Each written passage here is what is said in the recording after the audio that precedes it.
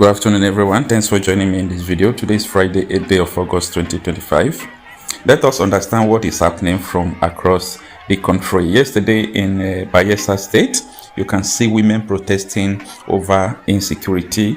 You know, the insecurity and the issue happening in their farmland is the major reason why they troop out like this. You can understand the pain in this woman's heart. I'm talking about Bayelsa State. Bayelsa State is the end of Nigeria, and after that, you get into the Atlantic Ocean.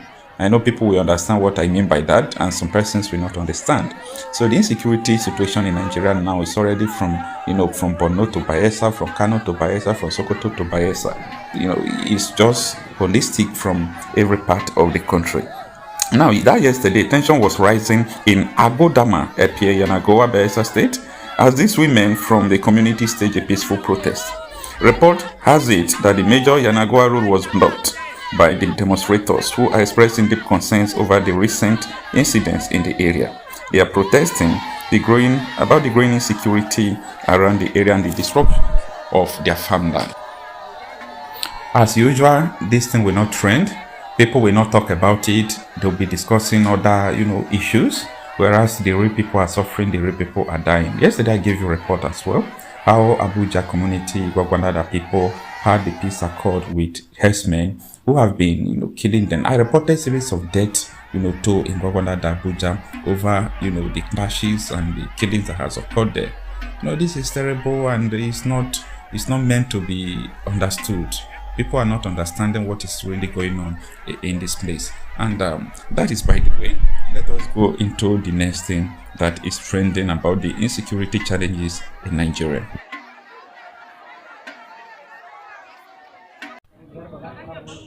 Alright, this is another incident. Nigeria's security situation indeed is close to that of Afghanistan. Okay, Nigeria is a failed state. There is no doubt about that. This video of Mago district in Borgu Emirate, Niger State, Nigeria, where bandits move and operate freely on their motorcycle, as you can see in the video. Okay, these are terrorists with sophisticated weapons.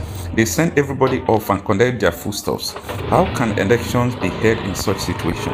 How can children go to school under such circumstances? How? I just need an answer. How can daily and weekly markets operate with these open daylight threats? And the Nigerian Army, Police, DSS, Navy, and Air Force won't see them. They went and parked themselves in the southeast looking for ipob members who are carrying Nigerian flags. This is so unfortunate. Just take a look at what is going on in Niger State and tell me if there is any hope for these people.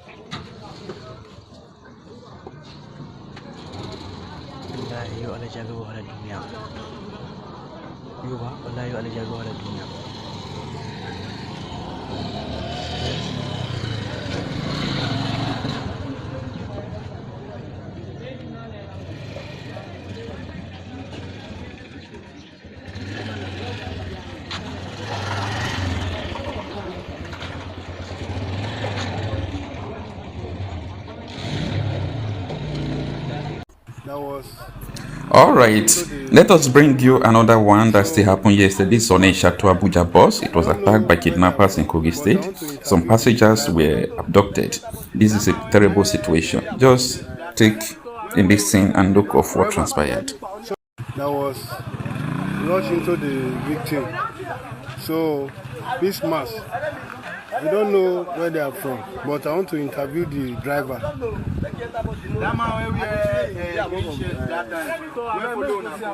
Driver, sorry, I beg. Sorry, we want to know where you load from. The park you load from. I loaded from Onitsha. Okay. Going to Abuja. Okay.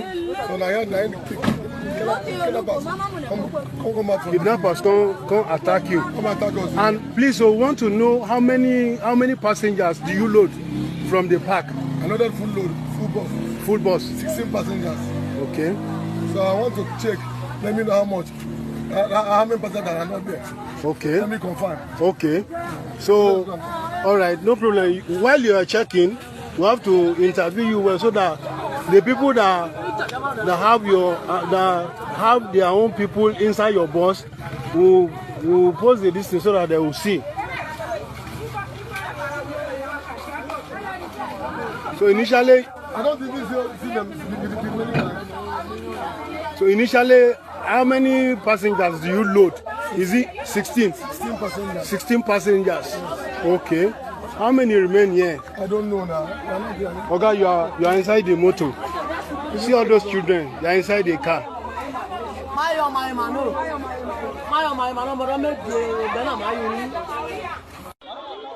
Kogi East, we are in big mess.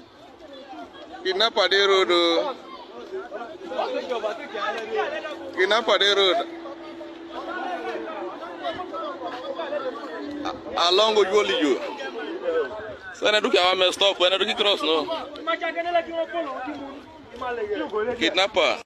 Anytime they grant interview and they are talking about the issue of Boko Haram and the issue of IPOB who are agitating to separate from Nigeria, these people will say that IPOB are more dangerous. You know why?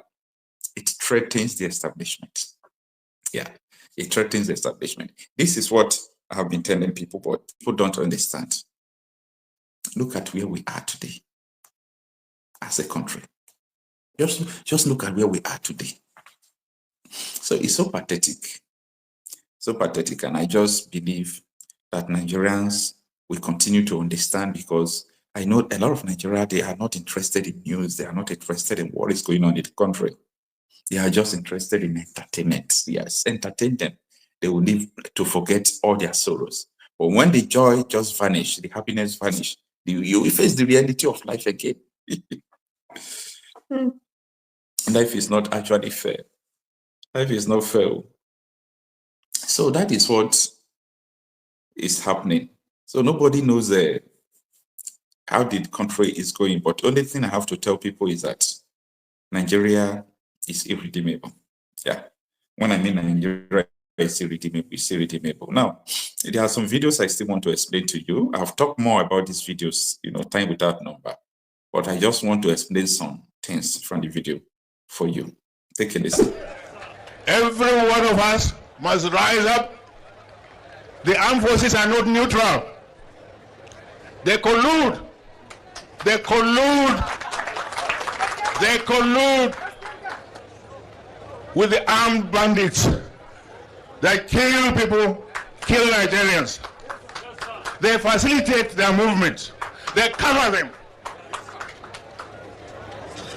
If you are depending on the armed forces to stop the killings, you will all die one by one. Good evening, everyone. How many? So, time without number, I have played this video explaining to people that look at what is going on. Now, what this man said is something that is happening today. The armed bandits, they are colluding with the military, the soldiers, the police, armed forces. Okay, they are colluding with the bandits to commit ethnic cleansing. Now, if you watch what this man just said now, okay, and you now look at this, okay, I posted this thing this morning, how someone, a victim who was abducted in that Kaduna Abuja train attack, he said he met the kidnapper in the mosque. He met the kidnapper in the mosque. So, does that not justify what White Danjuma said? And when he met him, the man confirms that it was Kaduna state government who calls for amnesty, who asked them to come and surrender, that they will rehabilitate them, and so on and so forth. But the victims who died, they did not ask about them. They don't even visit their families. So this is so pathetic, and we cannot continue like this. That is just the simple truth. We cannot continue like this. So he said that you do what you want to do. If you want to, anything I thought that you feel like doing about this country, do, because it's not going to work again. I've never seen a country where the people who call themselves government sponsors insecurity in the country. That is the worst of them all, that governments are sponsoring insecurity. It's so pathetic. Now, This thing started very long time ago. This is Banda Mohammed, the current Bauchi governor. Just take a listen to what he said before.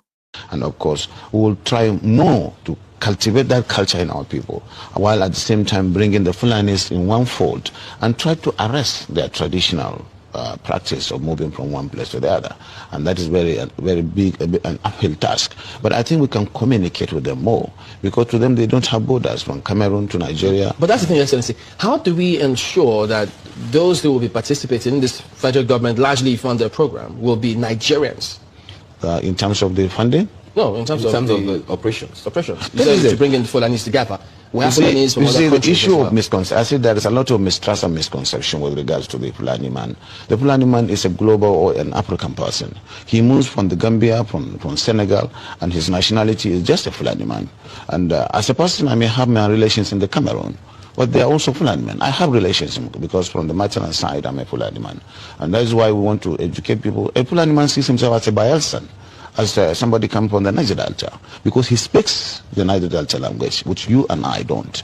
And of course, we would have to just take this as part of our own heritage, something that is African, and that we cannot just close the border and say the Fulani man is just a Nigerian or this. No.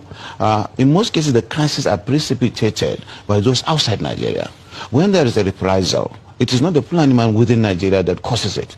It is that culture of getting revenge, which is embedded in the tradition of the Fulani man, that attracts the pressure from all over the If I understand it, does that mean that those Fulani men who are maybe domiciled in other countries who move around, they can come into the country and this plan will accommodate them as well? Yes, that's what we want to do.